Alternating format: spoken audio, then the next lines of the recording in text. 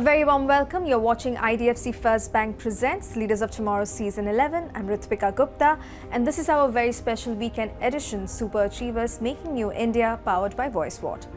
Today, I have the opportunity to engage in two distinct conversations with two different companies from diverse sectors. In the first segment, I'll be chatting with Ravikant Banka, founder and managing director, Eggfirst Advertising, and in the second segment, I'll be speaking to Sandeep Jethwani, co-founder and CEO, Dezerv. Listen in.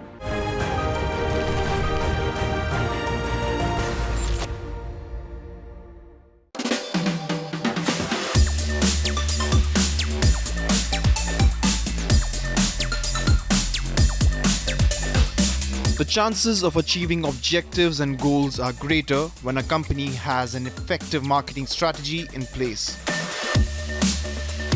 The advertising and marketing industry in India, which has evolved and matured in the post-pandemic era, is currently valued at $12.6 billion and employs over 4 million people.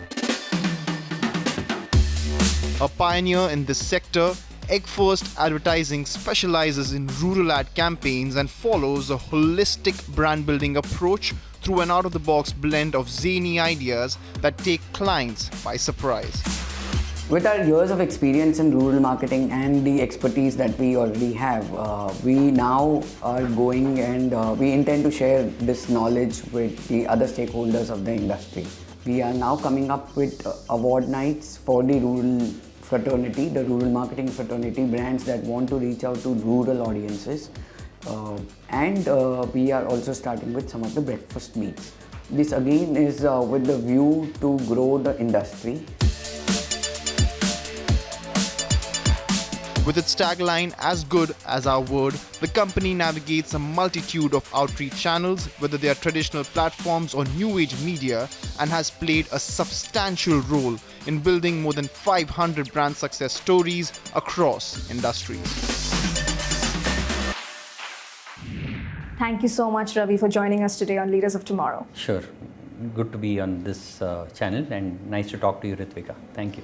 So let's begin by talking about the advertising industry. It's rapidly evolving.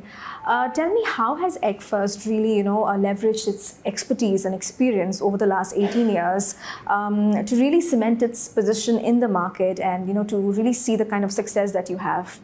So we've always tried to keep in touch with what is happening in terms of the latest in the industry. Mm-hmm. However, in recent times, let's say the last 3 to 5 years, I think there's been a dramatic shift in the market itself. Earlier, it was all significantly led with print television, but with the advent of Jio in 2016, the internet availability amongst Indian consumers went through the roof. Mm-hmm. And today, we have the kind of internet penetration which there's no other country in this world which can talk about. Sure. So, as a result of that, we have internet available with rural consumers. Yeah. So as per some of the statistics that we have, as of 2022, we had 1.8 average internet users in rural India. So with this kind of penetration of internet in rural India, we've tried to be at the forefront of being able to connect with the rural world. And that's the chain that we've kept amongst ourselves, and that has worked very well for us. So picking up from what you mentioned, rural advertising has really, emerged to become a promising area for advertisers in terms of really reaching out to different markets and new opportunities. So talk to us a little bit about Eggfirst's Rural India Conclave and, how has it impacted your approach towards rural advertising? Okay, I'll try and answer that in two parts. One is Eggfirst Chalo Rural India Conclave. We've been building on that for a few years now. And even this year, we had more than 400 participants at our Eggfirst Chalo Rural India Conclave 2023 at the Western Goregaon. It really gave an opportunity for business leaders who sell and promote their brands to rural India, mm-hmm. whether it is agri-input companies, agri-tech companies, rural tech companies, rural banks, and many, many more categories, FMCGs. It provided a platform for the business leaders to come and exchange their thoughts and ideas in terms of what's working, what's not working, how's digital making an impact, and so on and so forth.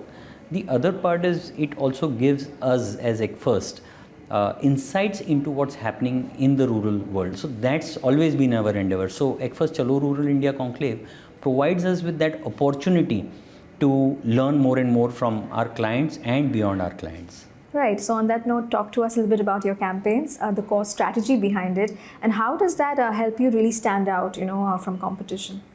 So thanks for asking that question. Actually, it's quite interesting to see. The rural consumer is a very different consumer from an urban consumer.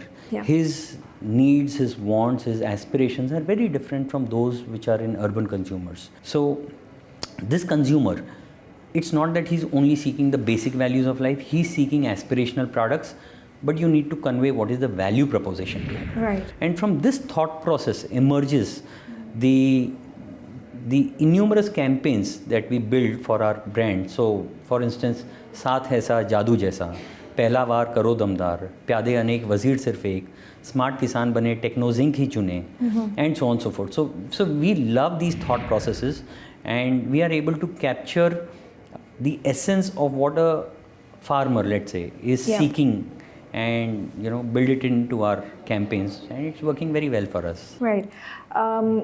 Today consumers are also looking at a more holistic, immersive experience, and I think that's what brands and agencies are also trying to give them. And experiential marketing happens to be one of them. What is your take on that? Does that really help to engage consumers more, to build a stronger relationship with them? Each and every campaign that we do needs to be as immersive as it can be. Yeah. So it's not just a digital outreach, but we do enable significant amount of experiential marketing to them, whether it is via activations, whether it is a canter activation, jeep activation, van activations, having melas, having nukkad nataks, shows, etc., which provide an ability for immersion. And not only this, we have also created at Eggfirst a very unique value proposition, which we've termed as Raindrops. Okay. Raindrops is a platform through which we are able to provide a completely immersive experience to our rural consumers, and individual cohorts which can be identified, targeted, which can be then which can then be provided a significant amount of an immersive brand experience. Wonderful. Thank you. Shifting my focus a little bit to digital advertising, that has seen an exponential growth over the last couple of years. Tell me, while digital advertising, allows advertisers to really target specific audiences precisely, I'm keen to understand from you, how has this transition to digital really impact traditional advertising? With digital coming in to play, this minimum threshold value has come down significantly. So we can actually run successful campaigns which now cost a client less than about a fourth or a fifth of what was the minimum threshold earlier on. So the minimum thresholds have decreased. Two, the impact that we are able to deliver via digital, tangible impact, in terms of influencing a purchase behavior, creating awareness, it is significantly increased compared to earlier times, because now the extent to which I can target any audience via digital has increased manifold. The one doubt that many people seem to have is digital reaching out to end consumers, especially rural audiences? The extent to which internet has gone to rural India is amazing. So all put together, your Facebook, Googles, YouTubes of the world have created enough and more interest amongst this audience, and that is the reason why we as marketeers and advertisers are able to push our content via these platforms to these audiences. So it's working out very brilliantly for all concerned. Nice. On that note, talk to us a little bit about the emerging trends, or how we like to call it, the big ideas, for 2023 as far as the advertising and marketing industry is concerned. We've now seen trends where very, very small select areas are being targeted by brands and campaigns being run for those. So for instance, recently in our earlier season, we ran for a brand called Mahadhan, and the sub brand was Crop Tech, where it was only cotton farmers in Dezerv in India that we've been able to target. English is not the language of of rural India, so it will start with Hindi, and then of course if it is Maharashtra, it's got to be Marathi. If it's Gujarat, it's got to be Gujarati, and so on and so forth. So between 8 to 10 languages is typically what a national level campaign that we run will comprise of. Sure. So at this point, I also want to understand Eggfirst's operations a little bit. You have just moved into a new office like a couple of years back, and you have a team of over 100 employees. So tell me, how does that translate to workflow benefits, and at the same time, how does that impact your agency-client relationship, with brands? So what can you tell us? So the team is our strength. The team is absolutely great. We love the camaraderie within the team. We love the sense of play and fun. And of course, we do believe in delivering insane value. And I think there is a sense of entrepreneurship spirit within the organization. And that's what even brands want. They do want an agency like Eggfirst to stand at the forefront of their marketing battles. Let's understand this and be very clear that the life of a marketeer is getting more and more difficult by the day. Right. There is higher and higher competition. The cost of media has gone through the roof. The number of channels on television have gone through the roof. And the rates have not necessarily come down. With all of this happening, you can well imagine the pressure that a marketing head or a business head or a CEO is going through. So we do want to clearly be in a situation where we understand the pain, we understand the demand or the ask for delivering genuine value. I must definitely make a mention that we truly believe in being as good as our word. Nice. That was a very insightful conversation. Thank you so much. Thanks so much, Ritvika. Pleasure talking to you. It's time for a quick break here. We'll be back shortly. Stay tuned.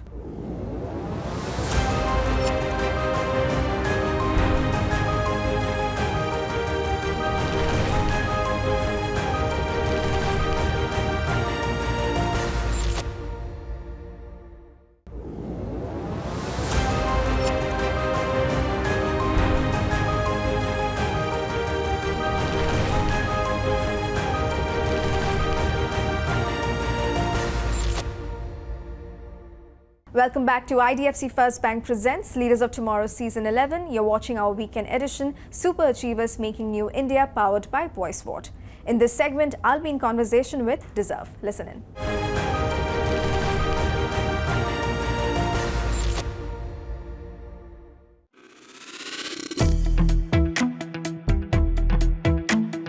The Indian wealth tech industry is set to be a $60 billion opportunity by FY25. Wealth tech companies enable end-to-end digitization of the investment process, and the sector is poised to cater to 12 million investors in India by 2025, up from 4 million in 2020.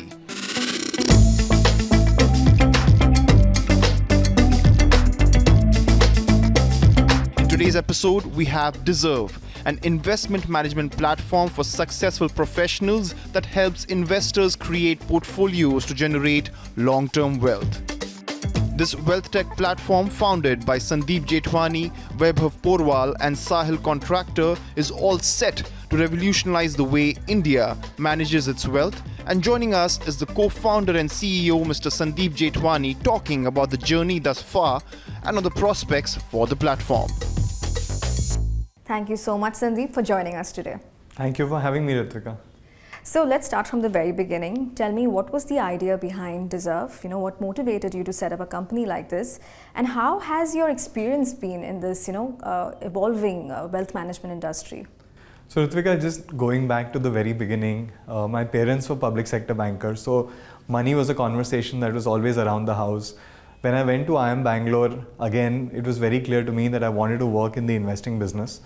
And now when I look back, it's been 18 years of working with people on helping them with their money.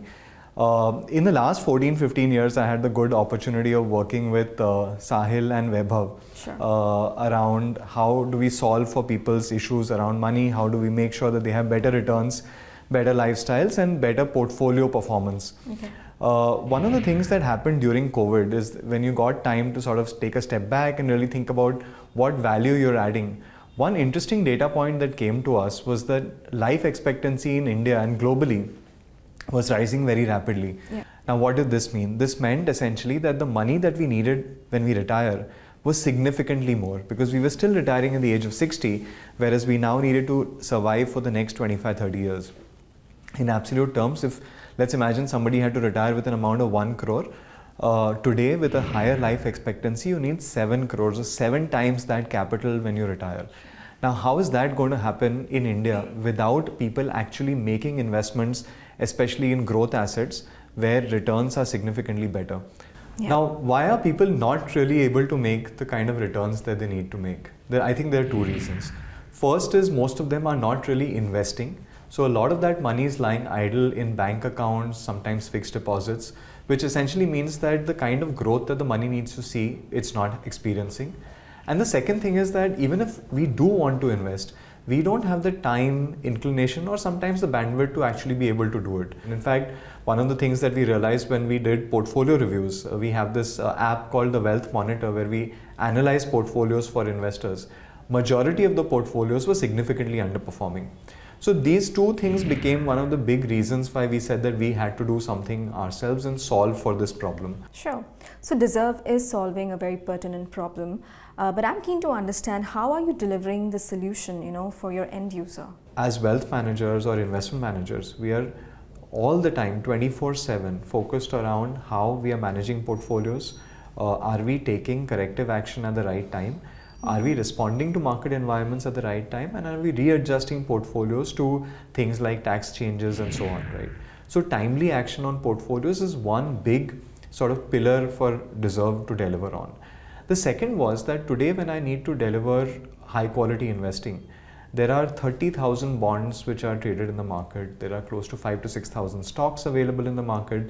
There are 1,800 mutual fund schemes out there, and God knows how many startups, right? If I want to create a portfolio of instruments combining all of this, how can I do it with just a human-led process, right? Yeah. We need technology to play a big role. So at Dezerv, technology and human expertise truly come together to deliver this active portfolio management, and that's the second pillar. And the third thing is, and this is something that we need to realize that as investment managers we should have, is the fiduciary responsibility.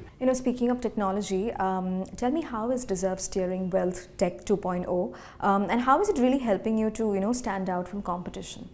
India for a long time was a country where people did not have access to investments, right?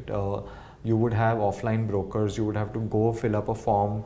In Bombay, you would have to go all the way to the Bombay Stock Exchange, set up an account and make investments, right? Once I have access, I start making investments. I realize after a point in time, when my scale of money rises and the complexity begins to increase, that I'm not able to manage it on my own, okay? And that is the point at which WealthTech 2.0 comes in, which is the solutioning aspect. You need somebody on your side to be able to create those portfolios, to be able to take timely action, like I said, on these portfolios, and to tell you what's happening in your portfolios and why we are doing it. And that I truly believe is the next paradigm of wealth management or investment management, not only in India but globally. As far as technology is concerned, in our case, there are multiple levels at which technology plays a big role. The first is how we manage portfolios. So, like I said before, analyzing these tens of thousands of investment options and compressing them into a portfolio of 7 to 8 instruments that are right for you, that is a play where technology has a big intervention. The second area is, how do I report the portfolio to you? Right. So you have identified the problem, you have created the solution, but I'm also keen to understand, how are consumers lapping up your product? What's been the response like, and how's been the growth trajectory so far? So, Ritvika, it's been early days. We received our portfolio management license about a year ago. Today, we are at about 2,300 crores in assets under management. So, we have been enthused by the strong response that we have had. And I think this sort of speaks to the fact that there is a need among users for this kind of service. The second area where we have seen a very big response, in fact, again, some place where we are overwhelmed, is the need for a review of portfolios. And that's where the Wealth Monitor app that we created late last year, early this year, has been very helpful for investors. I'd say about 30 to 35,000 investors have already invested on that platform. So that's been exceptional for us. And the third area where response has been very positive is on our capital requirements. So we've been able to fundraise at the right time. Some of the world's top venture capital funds have been kind enough to take equity in Dezerv, and we have learned from their experience of investing in large businesses globally, and that's been again very exciting for us. Nice. So what's the road ahead for Dezerv? What are your future plans? What can you tell us? There are a host of investment solutions that are required for investors to be able to meet their goal of long-term wealth creation. Your goals might be different from my goals, and therefore a platform like Dezerv should be able to have investment solutions that serve every need.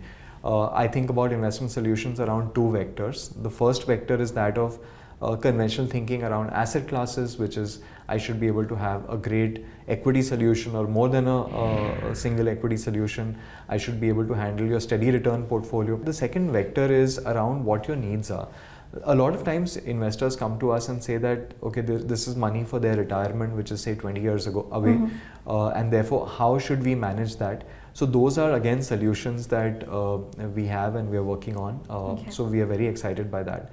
There are over 4 crore mutual fund investors in India, and each one of them, after making investments on their own for some part of time, now want some handholding, some help, some support. So overall, the demand for what we have to offer is very, very high. So as we wrap up this conversation, I have to ask you your final remarks, your parting thoughts for our viewers today. So Ritvika, we believe in creating wealth, and create for me is a acronym. So let's explore that and leave that as the parting thought for your viewers. C for me stands for compounding, which is the 8th wonder of the world. It means that if you invest for the long term, you will make capital, and it can make disproportionate returns for you. R is for acting rationally. We need to ensure that we don't react too fast to portfolio movements. We don't react too much to markets. The third is E, which is excitement. Don't get too excited when you have instruments like crypto, startups, and newfangled stuff around you. A lot of money is made in very boring stuff. A is act only when required. Sometimes not acting is also a great decision. The fourth is T, which is tolerance to downside. Understand how much loss you can handle in your portfolio before you make an investment. A lot of us are too exposed to risky assets in the hope of making great returns. When markets are down, we can't handle it, we exit the portfolio and break compounding. And the last E stands for expertise. For important things in life, your health, your wealth, you need an expert on your side. So when it comes to your money, either you become the expert or get somebody who has the right expertise to handle one of the most important things in your life, which is the wealth that you have. Wonderful. Well, it was really insightful. Thank you so much for your time, Sandeep. Thank you, Ritvika. With that, it's a wrap on this edition of IDFC First Bank Presents Leaders of Tomorrow Season 11. We hope you enjoyed the conversations. Thank you and goodbye.